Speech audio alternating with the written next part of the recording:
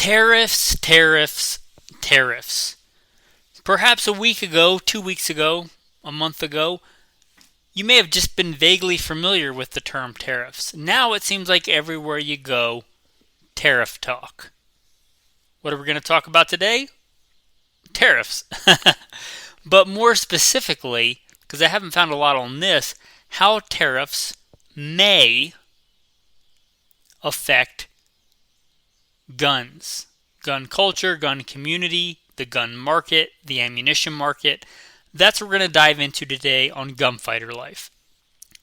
Welcome to the podcast where we talk about guns, gunfighting, tactics, ballistics, the right way with God at the center, Judeo-Christian values, and real-world first-hand experience.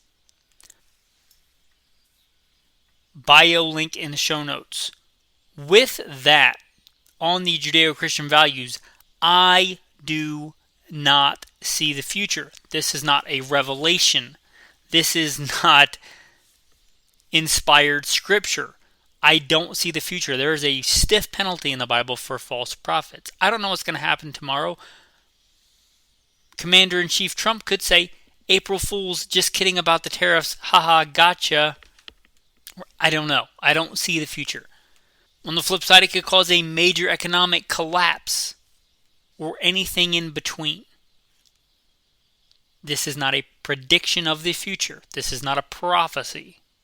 These are my educated guesses on possible ramifications downstream of tariffs and the gun community. With that, I think we have been drunk in this country on cheap imports from other countries. Cheap imports from China, cheap imports from Turkey, especially in the gun world, other places, but especially China and Turkey. I've seen Turkish clone shotguns on sale for, I want to say, under $100 recently, and that's with inflation. I may be wrong about that. I may have been a little bit over $100. There's like pump actions for under $200. There's cheap Chinese clones. Cheap Chinese clones and cheap Chinese stuff has been around for a while. Cheap Turkish stuff is a lot newer on the market, but man, have they just doused the market with the cheap copies. You know, cheap 1911 copies, cheap CZ75 copies, all kinds of cheap copies of stuff. Slave labor, import markets, tariffs, cost of raw materials, the cost of refining materials. There's all kinds of economic factors. I'm not an economist. I'm a shooter, a journeyman gunfighter by trade, so I know quite a bit about guns in the gun market. Don't look to me for hedge fund management advice. There's all kinds of economic factors that make these cheap imports much cheaper than an American equivalent. If, let's say, the Chinese imports, let's just pick a rough number, let's say 50%. Let's say they go up by 50%. One of the main things I see for cheap Chinese stuff is optics, Hollow Sun, Vortex. Vortex is an American company. Yeah, a lot of their stuff's made in China. Sorry to tell you. Their lower end optic stuff, I believe, is made in China. Check me on that if I'm wrong. But all these people running around with Vortex swag on and Vortex hats and Vortex shirts and sponsoring all these YouTubers and influencers, a lot of that's Chinese stuff.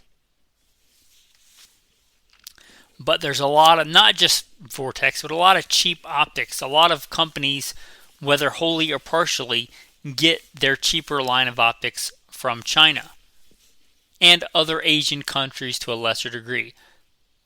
Taiwan, which is not China, but a lot of these companies, right? Simmons, I don't know if Bushnell makes theirs in China or another Asian country. Hollow Sun, At least they don't pretend to be an American company. They're just straight up Chinese, right? Holosun, let's just say 50% tariff. So that stuff goes up by 50%. So that pistol red dot that looks really, really good at $300, maybe now it's $450. That cheap, Walmart 3 to 9 that cost $69.99 now costs $104.98 or $104.99. That cheap Turkish CZ75 clone that was $299. And let's just say we did a 50% tariff on Turkey. I don't know what our proposed tariff is on Turkey. That $299 CZ75 clone that cost $299 now costs $448.50. Okay, not the end of the world, right? There is a certain section of the gun culture, and I'm not here to knock you. There's all kinds of people in the gun community. I tend to look at it from a practical gunfighting standard. I think this may be a good thing in the long run. So I mentioned this in the Patreon chat today, and somebody said good point, but I don't think it's me making a good point. I think it is the point. I think the point of the tariffs is to help us get American manufacturing back in America. And that is that not the point of the tariffs? Maybe I'm missing something. There was a time when America, not just guns, but we made all kinds of stuff. American steel, American automotive. We were like the reigning champs of that, and especially guns. There was times when Russia came to us to build Mosin Nagants for them. There was a time when we exported quite a lot of guns to China. I don't know if it was before, after, or during the Boxer Rebellion period. There was a time when we made guns for England and all kinds of other nations. We built guns for them. Now we're importing all these guns for us. I would love to see Remington come back. And I know they technically still make guns, but I mean the Remington that made really good stuff that could compete. They came back out with the 870. I'm not really impressed with the quality. I think a lot of that maybe I'm speculating here because they're trying to compete with a price point. It's pretty hard to pay American laborers health insurance and all this other stuff to compete with Chinese slave labor. All you guys that are like anti-slavery, slavery is horrible, and then you walk around in Nikes and other stuff bought in China. Is that stuff built with slave labor? Is that hypocrisy? Maybe check that. Now, it's not like I don't own anything that's not made in China. It'd be hard to exist in today's world and not have stuff made in China. But do I want to see American gun manufacturers be able to go toe-to-toe with Chinesium slave labor import goods, Turkish Muslims, many of fundamentalists who would love to see your head cut off with a dull knife? Would I like to see our American domestic gun companies outcompete them? Sure would. And I'm not going to apologize for saying it. If you came here for politically correct talk, you're on the wrong channel.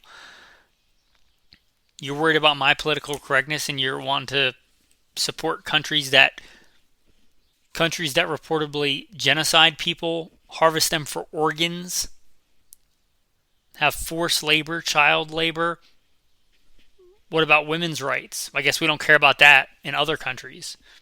As long as I get my cheap Chinese goods, my cheap Turkish goods.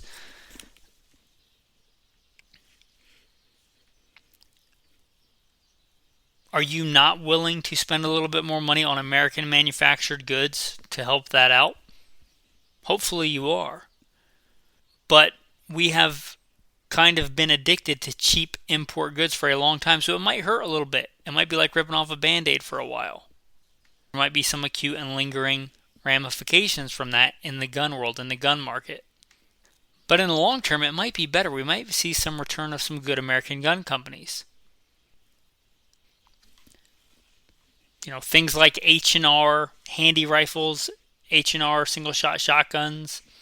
I don't think they'd really compete well because of what they would cost to manufacture in America now. I don't think they could really compete with cheap Turkish break-open shotguns or single-shot rifles from other countries, but you throw some tariffs on there, maybe they would be competitive. Maybe Remington, instead of cutting corners, will be able to charge a little bit more for their 870 and have it have really good extractors, really good polished chambers.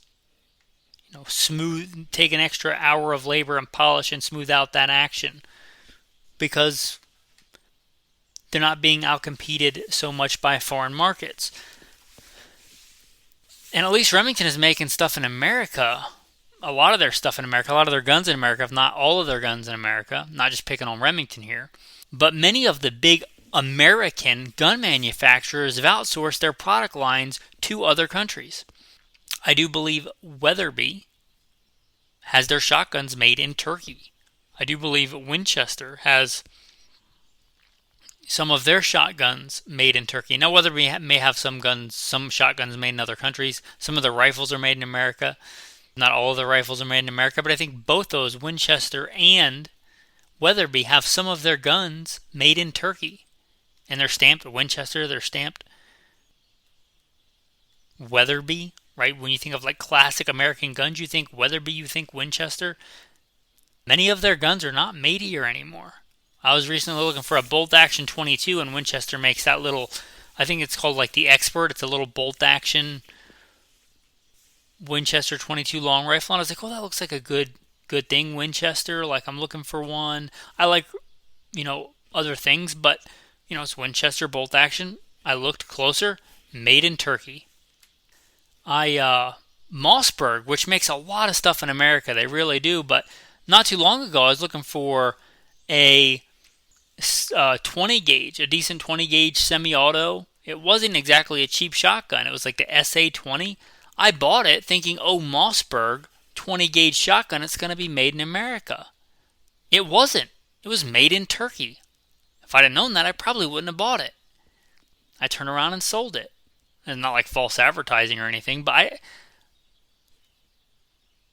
So Mossberg, not all of their guns, a lot of their guns are made in America, but that one that I bought was made in Turkey. Maybe if there was a tariff on that import, they'd be able to make that in America. And instead of paying some Muslim Turk to make guns, you could pay an American worker to make guns. Now, let's talk about ammunition. We've already seen a big dry up in cheap Russian imported ammunition. There was a time you could get spam cans and stuff, Cold War. Cheap Russian and com block ammo, dirt cheap. The days of like dirt cheap 7.62 by 54R, the days of dirt cheap cans of 5.45 by 39. Those days have been gone for a while. We survived that. There's been a kind of import ban on Russian guns and ammo, I think. If not an outright ban, a really hard to get, much harder to get Russian guns and ammo for a while. We survived that. A lot of that ammo is cheap garbage I don't shoot anyway. But that doesn't really matter. Supply and demand, there are plenty of shooters that shoot that cheap imported ammo. Not all imported ammo is cheap, right? We get a lot of really good European ammo here. N.R.A, Fiocchi. Shout out to the Italians for making good ammo. Shout out to the Scandinavians for making good ammo. Prices on that stuff, assuming they get tariffs too, that's going to go up. Anytime you start jacking up prices on one thing, especially, a popular caliber, it might make prices go up all around on ammo.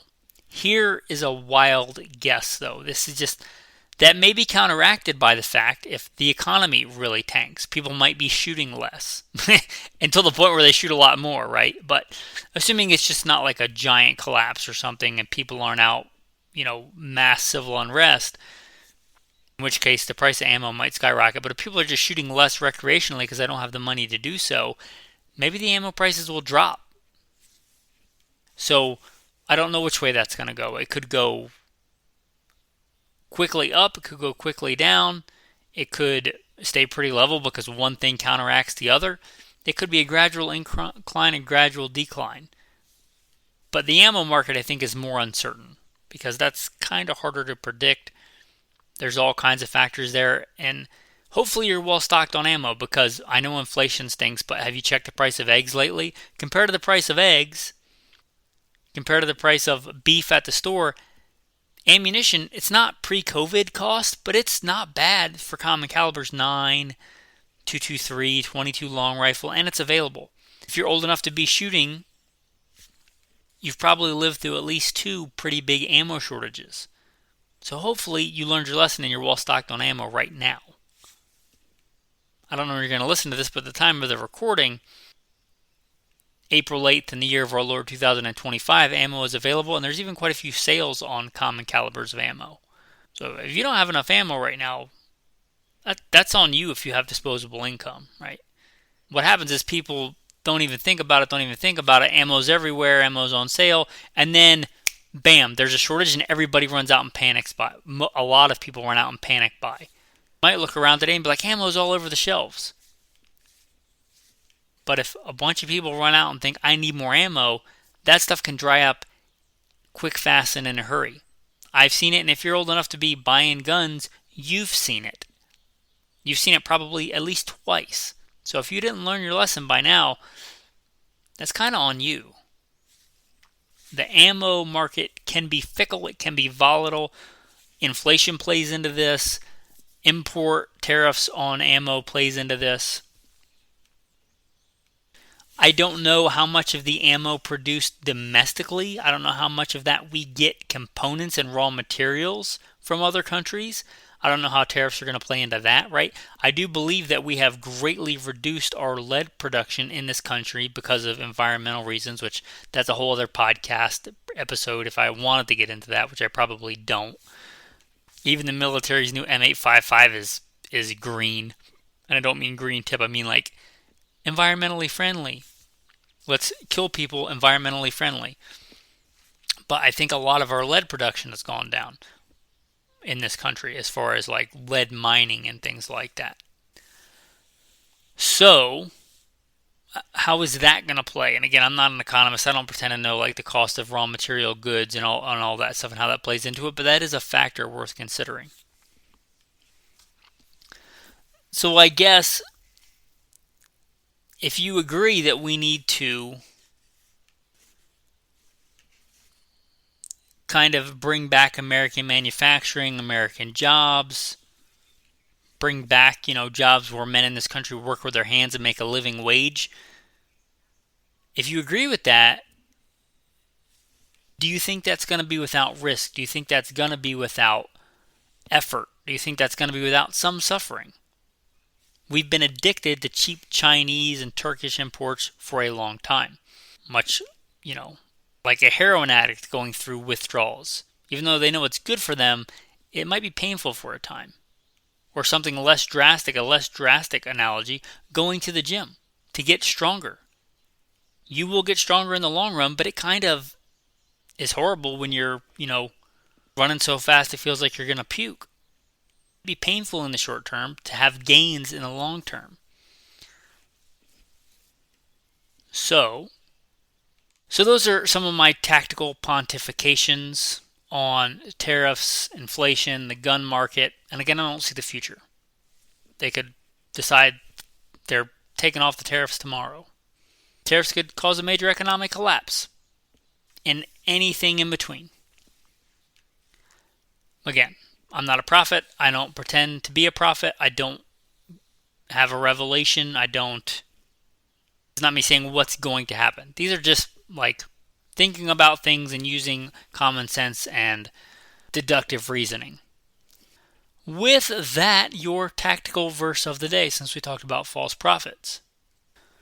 From the Gospel of Matthew, beware of false prophets who come to you in sheep's clothing, but inwardly are ravenous wolves. You will know them by their fruits. Hey man, thanks for listening and have a blessed day.